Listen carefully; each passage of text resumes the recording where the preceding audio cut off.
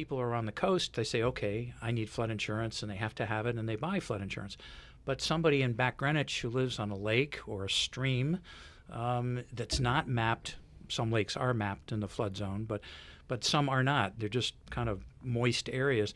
Those are areas that if we had this much rain that they had, those would flood, and people would need flood insurance. Well, do you think that being in the insurance business that a lot of people also will just gamble? It's not going to happen to me? Oh, there's no question. That's what happens to a lot of people, not just with flood insurance, but with all- insurance in general. Right. It's not going to happen to me. Jewelry, whatever Yeah. it is. I'm not No. going to get robbed. I'm Yep. not going to. Right. Don't need to insure it. Don't insure it. I think history will show with past storms that immediately following, for a few months, maybe a year and a half, people will become very sensitive to flood insurance, and maybe there'll be a rush to get some in people who live in some marginal areas. But the farther away we get from the event, the less it's on their mind and the less urgent it seems. So the purchase of new flood insurance kind of tails off, and everybody's back to normal again, saying, "Oh." I think I need to get flood insurance. There's a misconception about the cost of flood insurance. It is very expensive if you're in a flood zone, especially in a high hazard flood zone.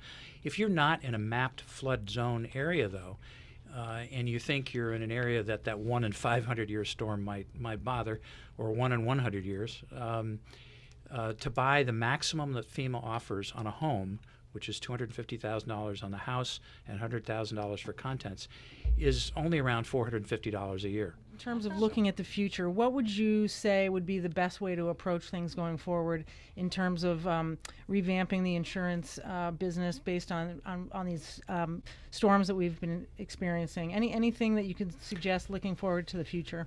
Well, I think an awareness on the part of